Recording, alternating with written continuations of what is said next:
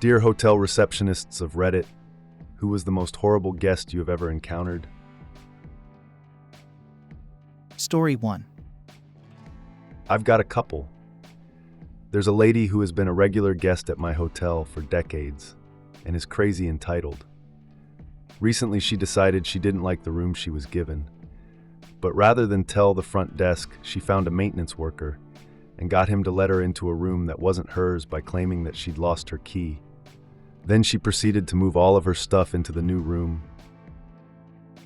Another guest was a homeless lady who had been staying at the hotel for a few months. Apparently, a friend of her father's was paying for it. One night, she was found in the dry storage room stealing food. When she was evicted, they found her room was full of giant piles of stuff she'd apparently been stealing throughout her entire stay. It was like a hoarder's house.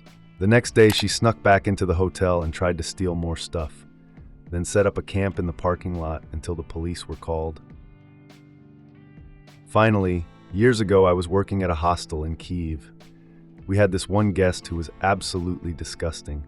He would sit in the kitchen and shovel food into his mouth while staring off into space, crumbs falling all over his body and the floor, then eventually get up and leave without cleaning up after himself.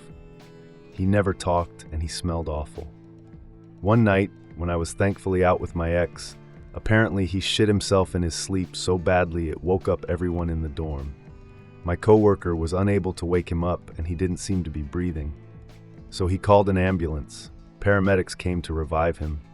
Apparently he's taken a bunch of pills while drinking. Everyone in that dorm had to sleep in the common room that night. All the bedding was thrown away, and the smell still lingered for a couple of days. Story 2. Either the regular in room 222, who always wet his bed, or the couple in 250 that were staying with us after their house had burned down, who would inspect their towels each night, and any tiny spot would come exchange them with the front desk, then inspect those. This was a little no-tell motel that sold rooms for $25 a night in 1990, mainly catered to construction workers, cheap business travelers, and people who balked at an ID with their credit card because they weren't using their real name.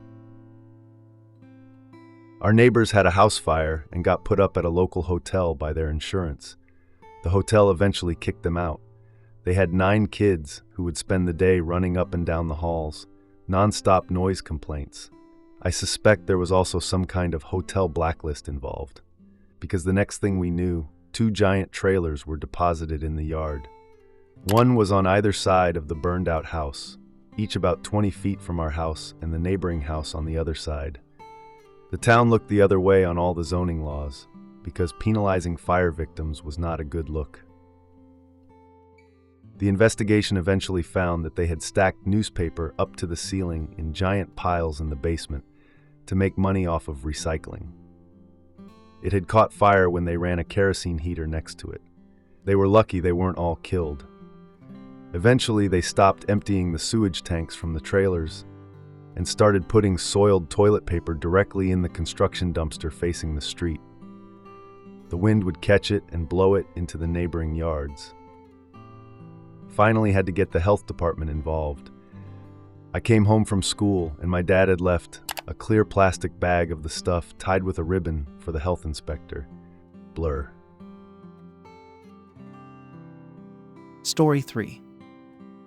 There was a man from England staying at our hotel who had bipolar disorder.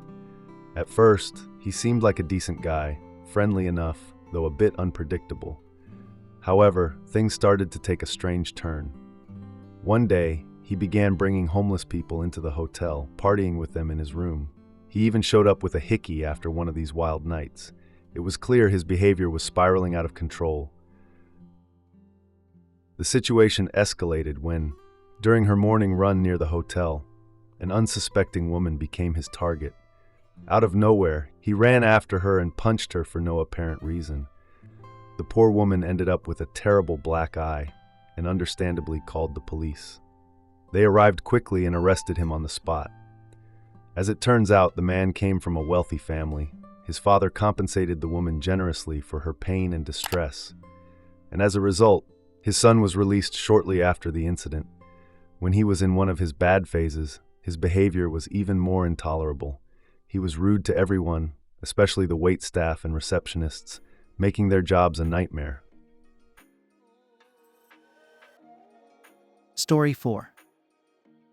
One night, a sketchy dude came in with a really long coat. He looked like trouble and like he hadn't slept for weeks. He paid cash, which even 2 years ago was usually a bad sign. I gave him his key and he went to his room.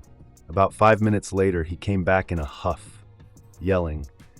He had a long object inside his coat with his hand on it. He didn't threaten me, but I was on edge. He threw the key over the desk and told me that it didn't work. I looked and let him know that wasn't the key that I gave him, so of course it didn't work. He found the right key and stormed off. About 2 hours later, the police arrive and one is holding one of those parabolic listening devices. They asked if I'd checked the dude in and what room he was in. He was wanted for armed robbery with a shotgun. I gave them the info and they went and staked out the room and arrested him when he came out. It is pretty scary thinking back on it. I'm sure the long object under his coat was the shotgun. Story 5. I worked in one of those all-inclusive Giga hotels in Spain. For a fixed price, you have a fixed week of holidays together with thousands of other guests. Check-ins were like guiding a herd of sheep. This story is about an older lady, I assume between 60 to 70 years of age, from the UK. Before she entered the hotel, we were already informed that this guest might be troublesome. Apparently, she visited regularly, like 3 times a year, and always came by herself. The majority of her holiday week, she would hang around the check-in counter, complaining about all sorts of things. My idea was that her complaints were the only way how she learnt how to communicate with others, and effectively to get rid of her loneliness. As the week progressed, me and my colleagues instinctively started to ignore her, as most of her complaints had nothing to do with the hospitality of the hotel. And ignoring her pissed her off, so here we go. One evening, on like her 4th day, she came running and screaming into the lobby, accusing the hotel of robbing her. She said she was already very suspicious of all the staff members, so when she took a shower that evening, she put a shoe on her dining time. When she finished her shower, according to her, the shoe was on the floor instead of on the table. So, someone must have entered her room to rob her. Then she called the police and things kinda escalated. Since the story was so full of holes, the Spanish police didn't do much, and at the end of her stay, she greeted us and said, "See you in 3 months." Story 6. I used to work the night audit shift, as I was a night manager, and we had this one guy who became a serious issue. He would periodically come in, but if it was early, like 2 a.m., stroll in. If he saw that there were 2 females, he'd claim the shower wasn't working properly. When you went up, he would start to undress when you had your back to him. Our management was absolutely shite and wouldn't care. So we made it an unofficial rule that if we worked alone, or it was myself and the other female, we would just tell him that our staff policy changed and was now that 2 people had to come up to the room. After that, he just stopped coming less and less. I'm not sure what happened to him, as I was one of the 10 people that management fired, because we knew what was going on at the hotel. The main manager was sleeping with the maintenance man while she was still married, and he was sleeping with her daughter, who may or may not have worked there.